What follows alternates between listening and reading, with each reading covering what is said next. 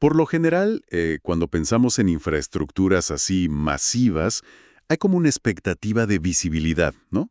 O sea, pensemos en la ingeniería civil.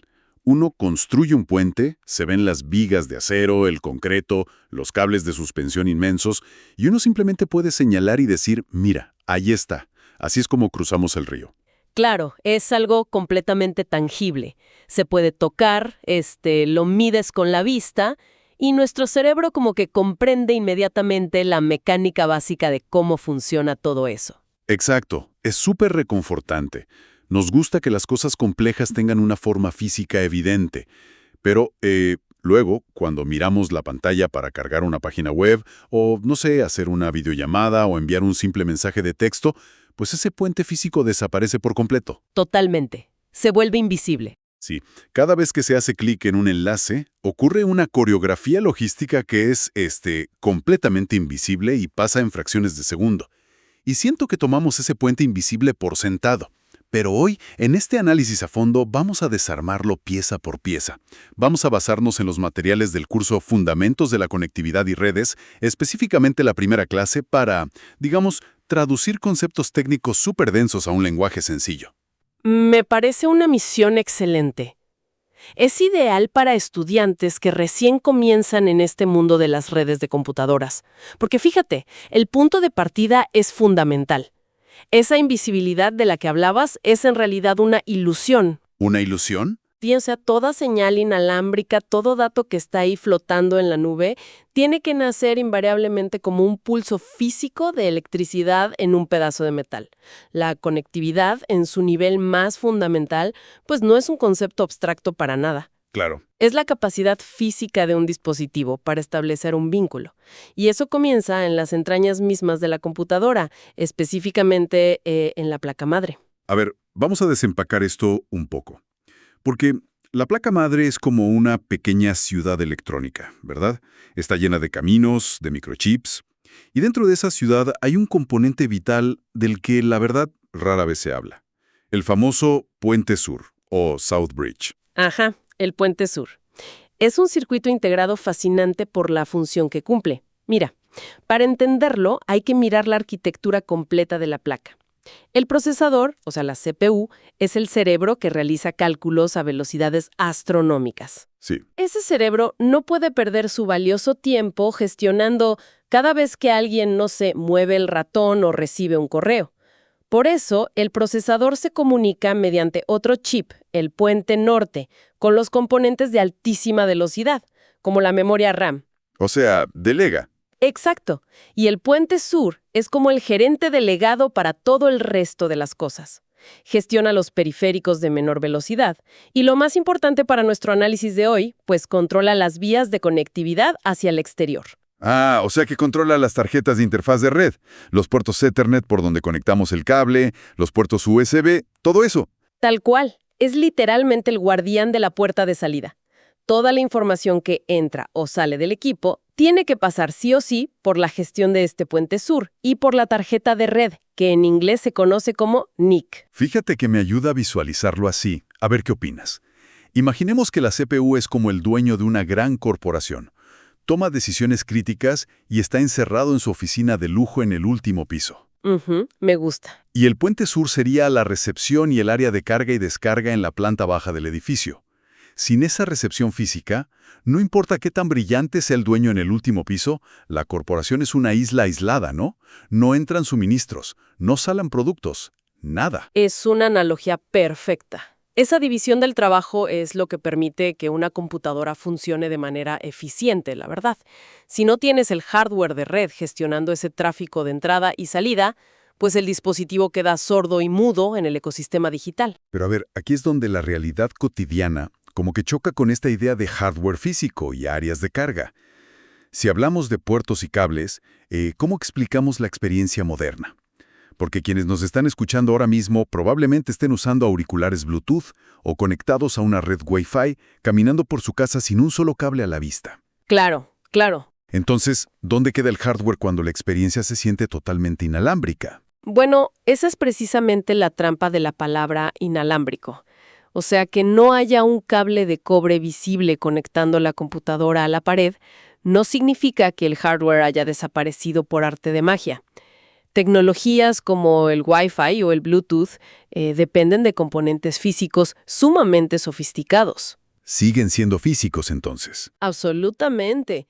Requieren antenas microscópicas que están integradas en el dispositivo, microchips que actúan como transmisores y receptores de radiofrecuencia y controladores que, adivina qué, siguen comunicándose a través de las pistas de cobre de la placa madre hasta llegar al puente sur. ¡Wow! O sea, para refinar la analogía de la corporación, una conexión por cable Ethernet sería como enviar un documento a través de un tubo neumático directo a otro edificio.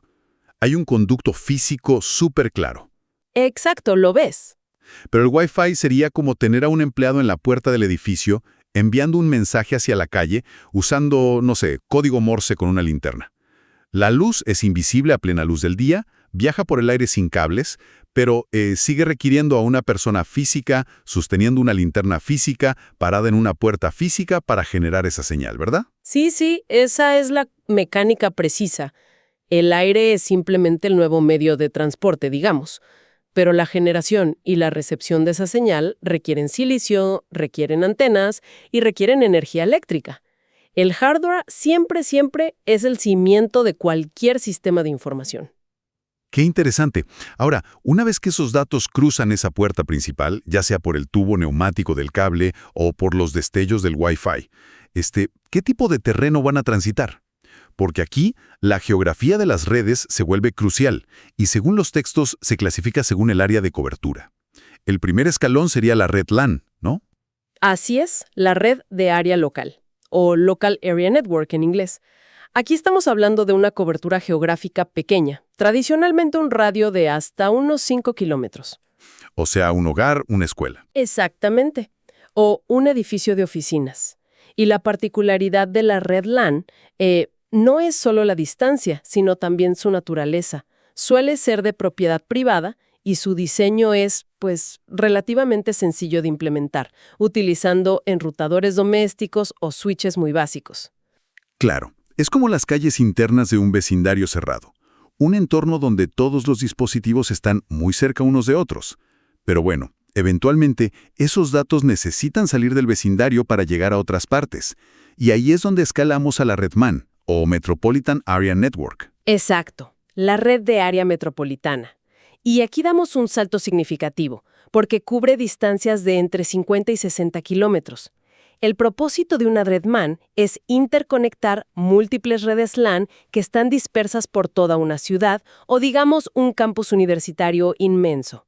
Y aquí hay un cambio tecnológico súper vital en el que tenemos que detenernos. A ver. Estos puentes comunes que unen las redes locales frecuentemente utilizan infraestructura de fibra óptica. Fibra óptica.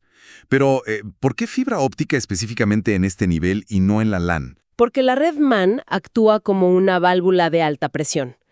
Piénsalo así, si tienes miles de vecindarios LAN enviando tráfico hacia el exterior al mismo tiempo, las calles normales ya no te bastan. Se hace un embotellamiento terrible. Totalmente. Necesitas vías que sean capaces de manejar un volumen masivo de datos mediante pulsos de luz para evitar un colapso a nivel de toda la ciudad. Claro, entonces, si la LAN son las calles del vecindario, la MAN vendrían a ser las grandes autopistas urbanas que cruzan la metrópolis. Y finalmente, llegamos a la red WAN, Wide Area Network. Y aquí ya estamos hablando de dimensiones planetarias, ¿no? Sí, dimensiones colosales. La red de área amplia abarca distancias que van desde los 100 hasta miles de kilómetros.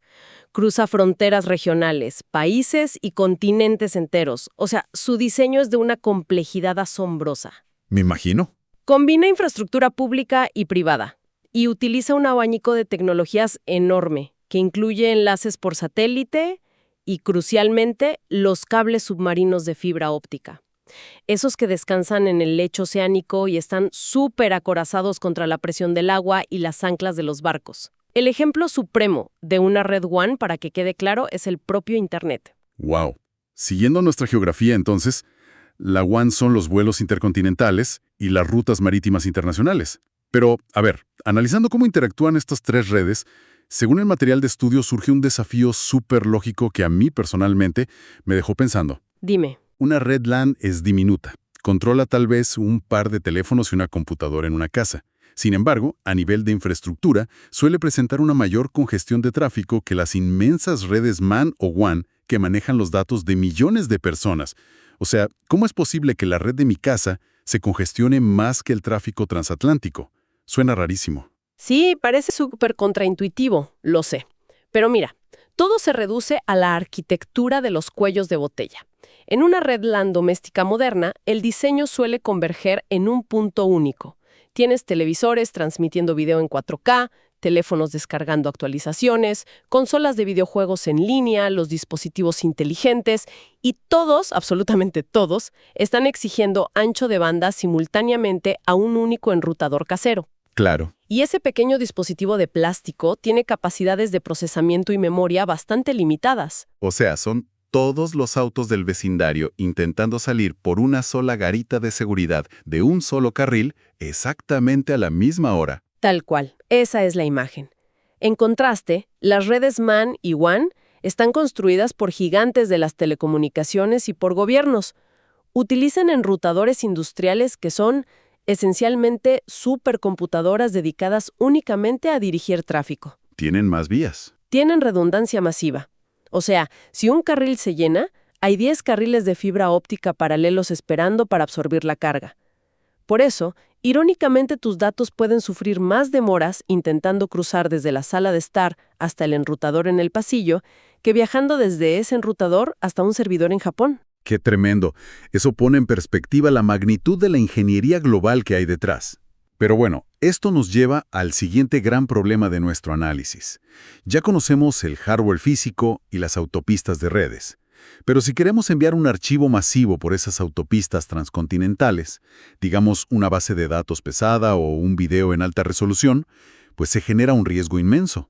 Sí, claro. Si enviamos todo ese bloque de información junto de una sola vez, un solo error de transmisión bloquearía la línea entera. Entonces, ¿cómo se transporta la información sin colapsar las redes? Bueno, ese fue exactamente el problema que enfrentaron los pioneros de la informática allá por los años 70. Y la solución llegó con la creación del modelo TCP/IP. Fue propuesto inicialmente en 1974 y adoptado como el estándar de ARPANET en 1983, y es, sin exagerar, el lenguaje fundamental que sostiene toda la era digital. Opera dividiendo el problema en dos responsabilidades completamente separadas. Ok, analicemos primero el TCP entonces, el protocolo de control de transmisión. Va. La función del TCP es gestionar el formato y la integridad del mensaje. El protocolo reconoce que enviar un archivo gigante de una sola vez es una receta para el desastre absoluto. Entonces lo que hace es rebanar ese archivo en miles de fragmentos pequeñitos, que conocemos como paquetes. Paquetes de datos. Exacto. A cada paquete le adhiere una cabecera, que es como una especie de etiqueta que contiene información vital, incluyendo un número de secuencia. Luego, en el equipo de destino, el TCP receptor actúa como una especie de inspector de control de calidad. Revisa los números de secuencia y vuelve a ensamblar el archivo original. O sea, a ver si lo entiendo. Si queremos enviar algo masivo como un castillo de Lego gigante, no intentamos meter el castillo armado en un solo camión de mudanza donde por cada bache podría romperse irremediablemente. No, sería terrible. El TCP es como un empacador meticuloso que desarma el castillo, le pone un número a cada bloque individual y los mete en miles de cajas pequeñas. En el otro lado del mundo, el TCP receptor abre las cajas, lee las instrucciones numeradas y rearma el castillo perfectamente. Y si falta la pieza 45, pues no pide que le reenvíen el castillo entero, ¿verdad? Solo pide que le vuelvan a enviar esa pequeña pieza 45. Me encanta. Es una representación muy precisa de cómo se mantiene la integridad del mensaje. Pero ojo, el TCP no mueve las cajas. No. No, solo las prepara. Quien se encarga de toda la logística de transporte a través de ese laberinto de cables y señales es el IP, el protocolo de Internet. Ah, o sea que el IP sería nuestro servicio postal logístico. Exactamente. Y utiliza un mecanismo brillante que se llama conmutación de paquetes. Mira, el IP toma los paquetes que ya generó el TCP, lee la dirección de destino y los lanza a la red. Y aquí está la clave de todo. Los paquetes que forman un mismo archivo no están obligados a viajar juntos por la misma ruta. Espera, ¿cómo que no viajan juntos? No, los enrutadores en el camino evalúan el tráfico en tiempo real. Entonces, por ejemplo, el paquete número 1 puede viajar por un cable submarino cruzando el Atlántico. Si de repente ese cable se satura, el enrutador toma el paquete número 2 y lo desvía a través de un enlace satelital sobre el Ártico. ¡Wow! O sea que ambos paquetes salen del mismo origen, de mi computadora, y van al mismo destino, pero toman caminos físicos y geográficos completamente distintos según cómo está el tráfico en ese milisegundo. Tal cual. Y esa es la base de la tolerancia a fallos de Internet. Fue diseñado con la resiliencia en mente. O sea, si un nodo central sufre un corte de energía o si un cable físico se daña por un ancla, la información no se pierde. Los enrutadores detectan el bloqueo e inmediatamente desvían los paquetes restantes por rutas alternativas. A ver, confieso que, aunque entiendo el beneficio para la supervivencia de la red, la mecánica me genera una duda tremenda. A ver, dime.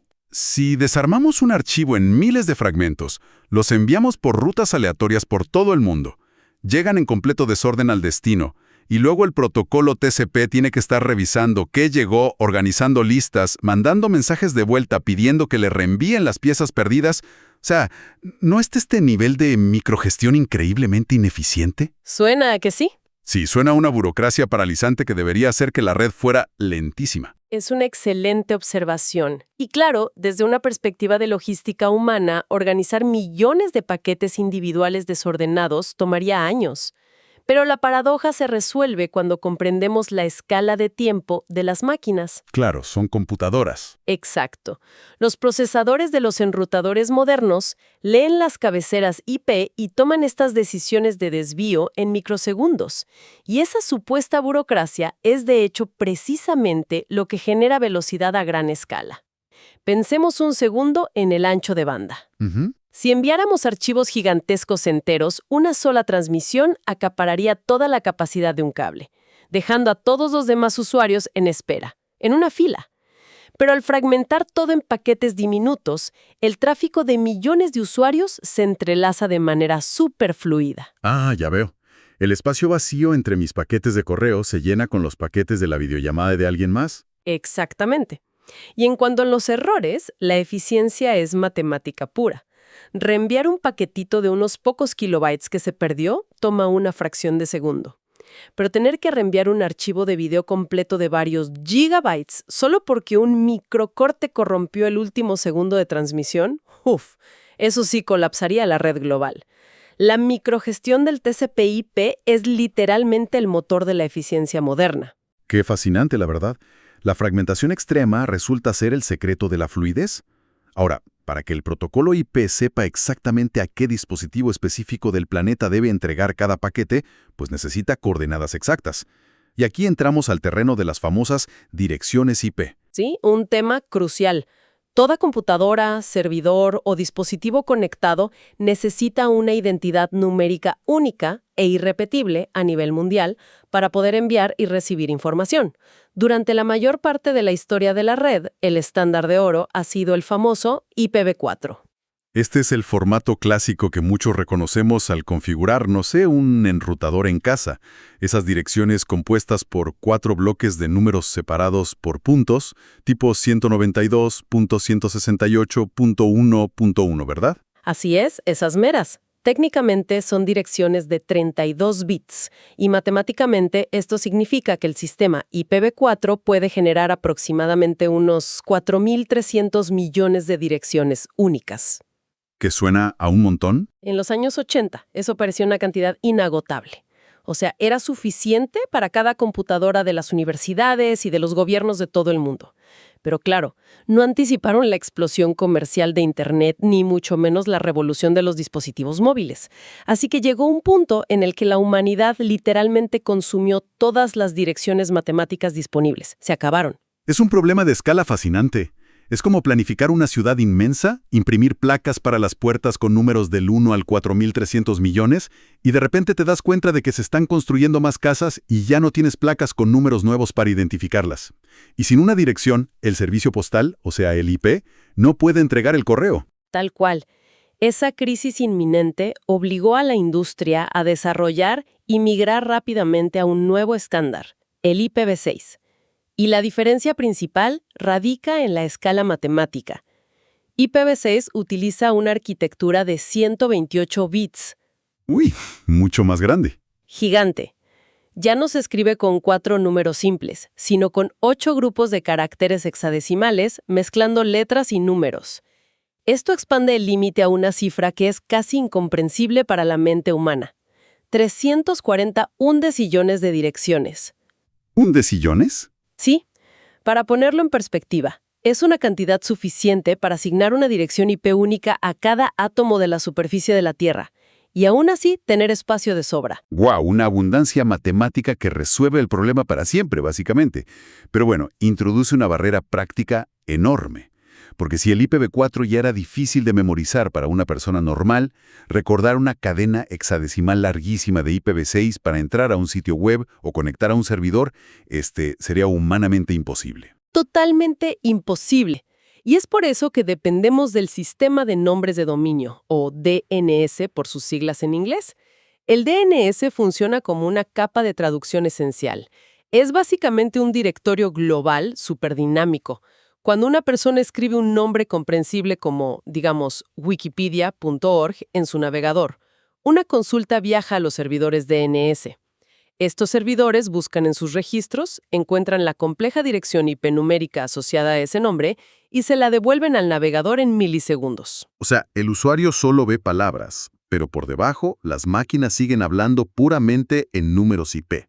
El DNS simplemente nos oculta toda esa complejidad técnica para no volvernos locos. Exacto, nos facilita la vida. Ahora, esta reserva inagotable de direcciones del nuevo estándar IPv6 nos lleva a un fenómeno contemporáneo que se menciona en la clase 1 y que es fundamental: la explosión del Internet de las Cosas, o IoT. Sí, la adopción de IPv6 cambió el paradigma de quién, o más bien qué, necesita conectarse a la red. Históricamente, las direcciones IP eran para servidores, computadoras de escritorio y, bueno, luego teléfonos inteligentes. Pero hoy en día, la conectividad se integra en la infraestructura básica de la vida cotidiana. En todo. En todo. Refrigeradores, termostatos, relojes de pulsera, sistemas de iluminación industrial, medidores de agua e incluso en la maquinaria agrícola. Todos estos objetos ahora contienen sensores y tienen su propia dirección IP. Y aquí, fíjate, es donde la situación invita un poco a cuestionar la dirección que estamos tomando. Pasamos a una arquitectura matemática hipercompleja, con letras y números larguísimos, para poder darle una identidad global única a una cafetera o a una bombilla de luz en el techo. O sea, no estamos llevando la ingeniería al extremo y sobrecomplicando innecesariamente objetos cotidianos que antes funcionaban perfectamente con un interruptor físico en la pared. Es una pregunta súper válida. Si lo miramos exclusivamente desde la perspectiva de encender y apagar una luz de forma remota, sí, pues parece un exceso tremendo. Pero la verdadera función del Internet de las cosas no es la interacción con el usuario humano. ¿Ah, no? No, es la comunicación de máquina a máquina. M2M. La razón por la que, por ejemplo, un sensor de temperatura en un motor industrial necesita una IP única es porque debe enviar métricas en tiempo real, miles de veces por minuto, directamente a un centro de datos en la nube. Ah, entiendo. O sea, ¿no es para que nosotros hablemos con el sensor desde el celular? Exacto. Es para alimentar los sistemas de Big Data y de inteligencia artificial. Estas tecnologías requieren volúmenes masivos de datos para detectar patrones o para predecir fallas mecánicas antes de que ocurran, o automatizar cadenas de suministro enteras. Para que las máquinas puedan analizar y comprender el mundo físico, necesitan que cada objeto tenga una voz independiente en la red. El Internet de las cosas, en el fondo, construye los sentidos de la infraestructura digital. Qué buena forma de ponerlo. Construye los sentidos. Reuniendo todas las piezas de este análisis, la trayectoria de un simple clic es asombrosa. Vamos a resumirlo para quienes nos escuchan. Un comando nace en el hardware, cruza el puente sur hacia la tarjeta de red y emerge como señales eléctricas o de radio. De ahí entra a las calles locales de una red LAN, fluye hacia las avenidas de fibra óptica de una red metropolitana, MAN, y se lanza a los océanos a través de la inmensa red mundial WAN. Exacto. Todo esto mientras el protocolo TCP corta la información en paquetes numerados y el protocolo IP orquesta rutas dinámicas en microsegundos usando coordenadas que el sistema DNS tradujo previamente. Es un ecosistema autónomo de una precisión, de verdad, extraordinaria. Funciona de manera invisible, entrelazando la vida de miles de millones de personas simultáneamente cada segundo. Y fíjate que precisamente esa ubicuidad y esa eficiencia tan tremenda nos lleva al aspecto más delicado de todo este diseño. Un aspecto que definitivamente no podemos ignorar al entender cómo se interconecta todo esto. Se trata del concepto de la ciberseguridad frente a lo que las fuentes llaman la disolución del perímetro. Sí, es una evolución súper crítica en cómo entendemos la protección de la información hoy en día. Tradicionalmente, la seguridad de una red LAN, especialmente en un entorno empresarial, era sinónimo de seguridad física. Claro. El servidor y las computadoras estaban literalmente dentro de un edificio con paredes de concreto. Proteger la red significaba configurar un firewall en la única conexión de entrada de Internet, cerrar con llave la puerta de la sala de servidores y poner guardias de seguridad en el edificio. Había un perímetro físico claro y definible. Lo que estaba dentro era seguro, lo que estaba fuera era territorio hostil. Era como un castillo con un foso, un puente levadizo y una sola puerta de entrada para defender. Era mucho más simple. Exactamente. Pero en la era actual de las redes interconectadas, de la que venimos hablando, ese castillo ya no existe. ¿Se esfumó? El trabajo remoto, el almacenamiento en la nube y muy especialmente la integración masiva del Internet de las cosas han evaporado ese perímetro físico. Totalmente. Una organización ya no tiene sus datos contenidos en un solo edificio. Los tiene fluyendo por las redes domésticas de sus empleados en distintas ciudades, interactuando con servidores de terceros y conectados a través de teléfonos móviles que cambian de una red Wi-Fi pública en un café a una red celular constantemente. Y esto nos deja con una reflexión profunda sobre la naturaleza misma de la conectividad moderna. Algo sumamente relevante para que la gente que nos escucha lo investigue más a fondo por su cuenta. Empezamos esta charla hablando de cómo añoramos la visibilidad de un puente físico y de cómo la infraestructura digital es invisible. Pero ahora esa invisibilidad está literalmente dentro de nuestras propias casas. Sí, durmiendo con nosotros. Si cada termostato, si cada cámara de seguridad y cada bombilla inteligente es ahora un nodo independiente, con su propio procesador y su propia dirección IP, transmitiendo activamente datos hacia la gran red mundial WAN, la pregunta es, ¿dónde trazamos la línea? Esa es la gran incógnita. En un mundo donde el flujo de información nunca se detiene, donde las fronteras físicas ya no dictan las fronteras digitales, ¿dónde termina exactamente nuestra red privada? ¿Y dónde comienza el dominio público? Y más importante aún para el futuro de las redes, ¿cómo se defiende un perímetro de seguridad cuando está compuesto por miles de millones de puertas invisibles?